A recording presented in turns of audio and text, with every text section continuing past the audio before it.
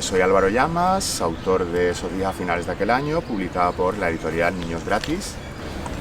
Pues la novela me ha llevado casi toda la vida intentar escribirla, porque desde hace más de 20 años llevo intentando concluir una novela, que ha ido cambiando de argumento a medida que ha ido mi vida cambiando de argumento, y yo siempre he estado un poco en la línea de la autoficción.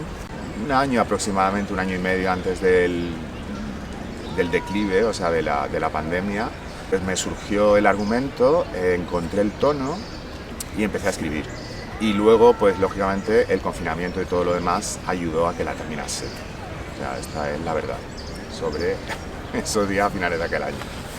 Sí, bueno, a ver, desde el momento en que decidí elegir la primera persona, un narrador que de alguna manera fuese una especie de social mío, me apetecía también mucho que no fuese esa la única voz que hubiese, ¿no? Sino que me apetecía mucho delegar en otras voces. Entonces, claro, habría que abrir el relato con otros personajes o bien con historias que cuentan otros personajes. De ahí que sí, que haya una especie como de ansiedad por contar, parecida casi a la de las 1001 noches. O sea, esta cosa de tienes que seguir hablando porque si no algo se apagará.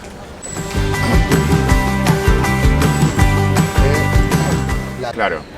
Sí, efectivamente. A ver, el narrador está intentando buscar, por una serie de crisis personales por las que ha pasado, está tratando de encontrar por fin el momento de encerrarse. Aprovecha que hay unas navidades que se le pone muy difícil para volver a casa de la familia, para intentar justamente escribir ese libro en el que él piensa de alguna manera que va a reflexionar sobre su propia vida, ¿no? Este libro está basado en una serie de libros también que han estado rondando como lecturas. Uno de ellos es el que tú has mencionado, ¿no? El Cómo vivir juntos de Barthes, que son unas notas de uno de los cursos que él dio en el Collège de France, casi al final de su vida.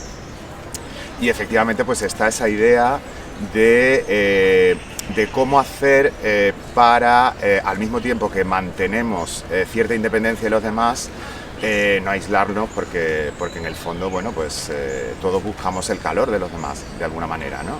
Sin que nos queme, ¿no? Entonces, pues sí, está ese intento fallido durante el tiempo de narración de la novela, pero que claro, luego cuando en realidad estás leyendo el libro, pues de alguna manera notas que el libro se ha escrito, claro. Ese es el juego un poco, ¿no?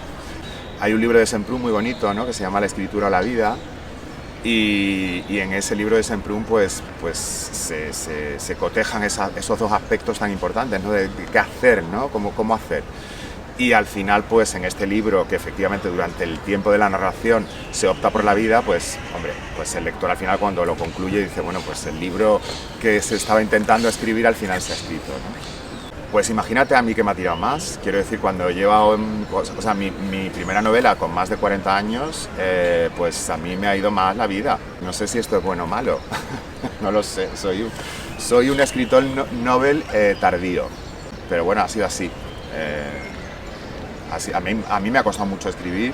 Por un lado, por los problemas materiales y de soledad que requiere escribir y concentrarse cuando uno tiene otro tipo de trabajos, por supuesto, y también supongo que por una cuestión personal de que he sido un tipo excesivamente vitalista y muy exigente también, ¿eh? O sea, yo quiero decir, he tirado mucho borrador, mucha cosa que al final he desechado, que no me ha interesado, que he dicho esto no está bien hecho, y entonces, bueno, pues una mezcla de todas esas cosas es lo que ha hecho que haya publicado con más de 40 años.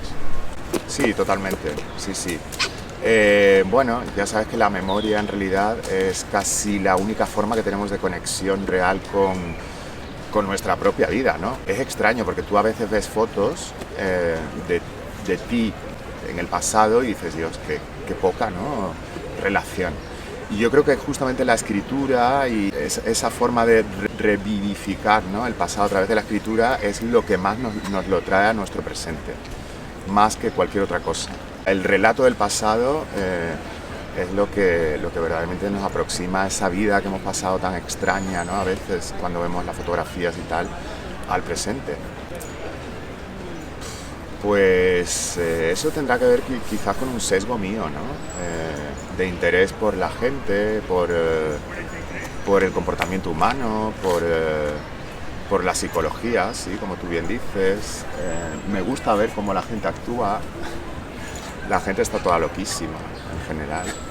Y ver los comportamientos de la gente es un espectáculo. Ya solo por eso merece la pena seguir vivo. Vamos. El día que me canse yo de observar a la gente, diré, mira, me tomo el cianuro ya. Bueno, algo menos doloroso quizás, pero sí. Observar a la gente es muy divertido. Lo veo muy parecido, ¿no? Hay un personaje que reflexiona sobre esta cuestión, sobre cómo las ciudades van perdiendo un poco el alma, y creo que ciertas formas de vida contemporánea tienen mucho que ver con eso, ¿no? Con un cierto tedio vital, por utilizar la expresión latina clásica, y sí, con una especie de pérdida de...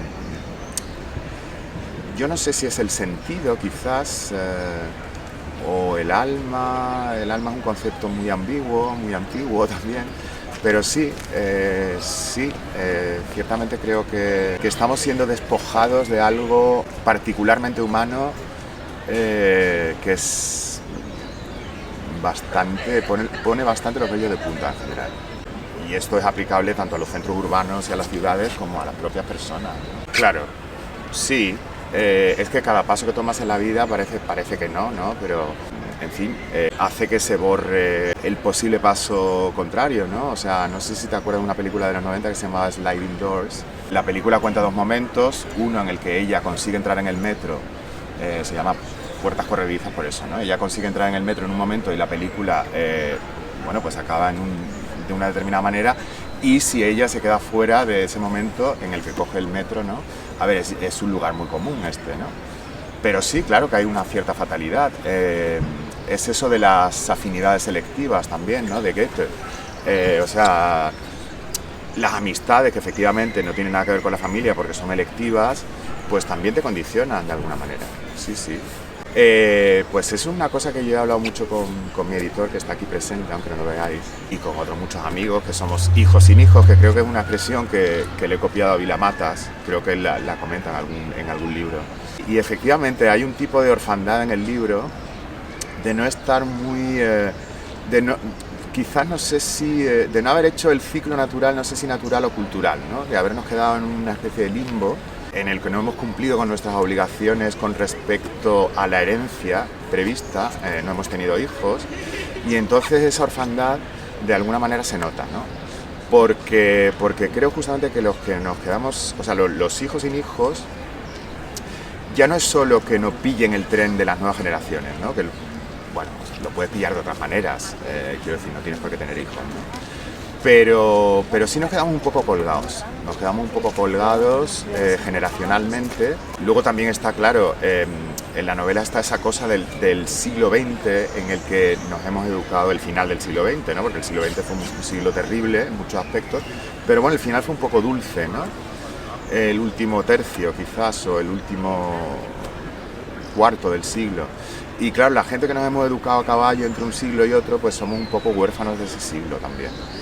Y sí, todo eso está, ¿no? Esa orfandad generalizada, tanto cultural como real, ¿no? Con respecto a los padres que ya están viejos, a las nuevas generaciones con las que no hemos cumplido, en el sentido de que no hemos contribuido a esa cosa de seguir haciendo que el mundo gire y que las generaciones aparezcan de nuevo, ¿no? Sí, todo eso está. A mí no sé si por educación cristiana o católica, no sé, es algo que me ha devorado mucho, ¿no? Durante mucho tiempo. Esa cuestión de no cumplir en general. Yo me siento muy poco cumplidor. Creo que me he fallado mucho a mí mismo, creo que he fallado a mis padres, en fin. Son cosas inevitables, no sé, son cosas de carácter. Y creo que ¿cómo se lidia con eso? Pues no sé, supongo que la única forma de lidiar es teniendo mucha voluntad. Porque luego efectivamente te hace sentir bien cuando una promesa la cumples, aunque luego no te lleva a ningún sitio, ¿no? Pero sí, esa sensación un poco de dejar cabos sueltos en la vida en general, y de desorden, y de no cumplir con promesas que a veces, quiero decir, te has hecho a ti mismo y no sabes muy bien cómo, no lo has hecho de forma, como te diría, ceremoniosa tampoco. Pero bueno, ahí están, ¿no? A ver, vivimos en una sociedad de cumplimiento en general, es así. Entonces, ya que no vas a cumplir con ciertas determinaciones de la sociedad, pues tú mismo te buscas un poco de... Al final siempre se trata de encontrar un sentido a todo, ¿no? Que esto es absolutamente un sinsentido y bueno, pues ahí está. Las promesas sirven para eso, para buscar un sentido y para ir un poco con pies sobre el suelo, básicamente. Totalmente. Es que yo creo que desde el momento en que haces esa reflexión contigo mismo y dejas de ser autoexigente, empiezas a ser menos exigente con los demás. Y no está mal, ¿eh? No se puede uno estar peleando continuamente con los amigos, ni con la familia, ni con la vida en general. O sea, quiero decir, hay una parte importante del libro que está relacionado con ese pecado medieval que es la acidia o la acedia, que no la acedía, que es un pescado muy rico que se come en mi tierra. Y claro, era un pecado, en la Edad Media era un pecado entre los padres de la patrística y todo esto, porque era, y fíjate, Dante coloca a esta gente en un sitio muy terrible del infierno, en una especie de lodazal donde no ven el sol nunca, porque esta gente en realidad estaba resentida contra Dios.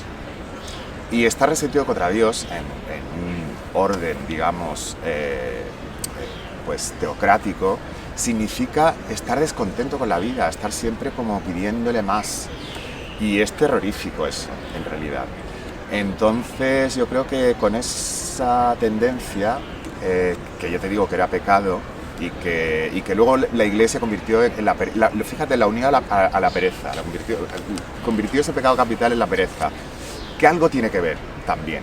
Y claro, yo creo que es terrible eso, es terrible estar siempre desagradecido y estar continuamente autoexigiéndose y exigiendo. Entonces yo creo que es un muy buen signo este de saber perdonarte a ti mismo en muchos aspectos, ser indulgente, como tú dices, y serlo, pues, por supuesto, con los amigos y con la gente que tienes al final al lado, que bueno, son como son y ya está, y está muy bien que así sea.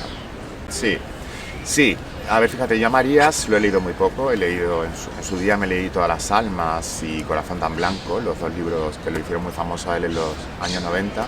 No he leído a su maestro, a Juan Benet, o sea que fíjate, por ahí no lo tengo nada de eso explorado, pero evidentemente sí que hay concomitancias con otros autores. Evidentemente está Proust, que a mí me da mucha vergüenza cuando se me compara con él, porque para mí Proust es Dios casi, entonces siento mucha vergüenza. Y luego hay un autor que es Sebald, que para mí ha sido muy influyente y del que yo creo que si tuviese que decir a quién más le debo en el estilo y en esa Sebald, quizás, que también es un poco fuerte decirlo, porque a ver, eso es un grande, se murió muy pronto el pobre, pero sí, tiene que ver mucho con Sebald, con la frase larga, con la frase reflexiva, un poco melancólica, en fin, todos estos autores, aunque no se hayan influido unos a otros, curiosamente, ¿no? Benet a lo mejor empezó a escribir casi igual que Sebald, un poco antes incluso, sin embargo tiene concomitancias y parecen, ¿no? Y claro, por supuesto está Proust también, está Bernhard, están todos estos autores. Bernhard lo que pasa es que escribe con más vehemencia, ¿no? Con más pique, o sea, está enfadadísimo ese señor. Pero sí Sebald, y luego pues también hay cierta influencia, que a mí me parece muy sebaldiana ella, aunque mucha gente a lo mejor no lo vea, con Rachel Cusk. También me gusta mucho cómo ha escrito la trilogía. Tanto Sebald como Cusk tienen una cosa que a mí me parece muy virtuosa, y es que utilizan la primera persona sin resultar pesados. Eso me parece A ver, evidentemente yo estoy muy lejos de ellos, pero vamos, que si tuviese que decir, oye, pues quiero llegar a algo parecido a esto, pues son dos autores que me interesan mucho. Pues me he quitado un gran peso encima. Yo creo que alguien lo dice, ¿no? Yo creo que el narrador lo dice en algún momento. Dice, ya me puedo entregar en brazos del siglo XXI, dedicarme a ponerme cachas, que no lo voy a conseguir nunca, pero ya por lo menos todo este peso del siglo XX, de tener que escribir una novela y de tener que cumplir un poco con las expectativas del siglo XX, las he cumplido y me las he quitado encima. Así que ya me puedo relajar por una temporada. Sí. Es una novela, yo creo, esto me lo han dicho algunos de los autores o de las personas que me lo han presentado, muy espejeante, ¿no? Donde realmente hay una especie como de casi... Ahora estoy leyendo la biografía de Chanel y me acuerdo mucho de la famosa escalera de la que salían las modelos de Chanel, ¿sabes? En la Rue Cambon, que era una escalera extrañísima donde te veías reflejado en muchísimas maneras, ¿no? Parecida un poco a la de la película esta de La Dama de Shanghái. Pues sí, es que el mundo es eso, básicamente. Un juego de espejos continuo. Pero yo tengo una especie de trauma personal con lo que yo llamo el infantilismo, que es uno de los males del siglo XXI, que parece que nos está reduciendo a todos, ¿no?, al consumo de cosas simples y aparentemente destinadas a un público infantil, pero que se ha normalizado que los adultos nos las comamos con patatas y nos estamos volviendo un poco infantilistas. Y yo cuando hice una editorial, yo tenía un poco la ilusión de que uno de los gestos que yo pudiera hacer editando libros fuese luchar contra ese infantilismo. Es muy complicado porque no es el signo de los tiempos, pero cuando yo leí el manuscrito de Álvaro, una de las cosas que más me sedujeron fue precisamente eso, que es una novela que trata ese infantilismo, pues, no lo contempla siquiera, no es una novela que adopta la actitud absolutamente contraria, ¿no?, que es una novela para adultos en la que el infantilismo no existe en absoluto, no se vislumbra por ninguna parte, y en la que se habla con seriedad de cosas de gente mayor, que la mayoría de esa gente pues de repente está viendo dibujitos japoneses o consumiendo cosas aparentemente de adultos como si fueran dibujitos japoneses. Y esta radicalidad, que es una postura política que tiene el propio autor, ¿no?, en su vida, está en el libro, la propia esencia, ¿no?, de una manera implícita, y que yo agradezco mucho. Agradezco mucho como lector y he agradecido mucho como editor, la verdad. Esa fue una de las cosas que más me gustaron. Otra de las cosas que más me gustaron del libro fue la suma de las voces, ¿no? Es un libro en el que todos los personajes parece que hablan por la voz del autor, ¿no?, pero yo creo que no es la voz del autor, yo creo que es la suma de las voces de todos ellos, ¿no? Es una especie de, como estas canciones en las que de repente hay 5 voces hablando a la vez, ¿no?, recitando los mismos versos, ¿no? Y a mí esto es una cosa que me parece que tiene mucho que ver con ese carácter que tiene la novela de embriagador, ¿no? Es una novela que te emborracha un poco y tú sales a la calle después de leerla viendo el mundo por esos ojos, ¿no? Esos ojos de huérfano, ¿no? De huérfano ya porque te toca, ¿no? Lo seas o no lo seas. No es aunque te quedes huérfano con 20 años, luego ya cuando llegas a la edad de la orfandad es cuando te empiezas a dar cuenta de lo que eso significa.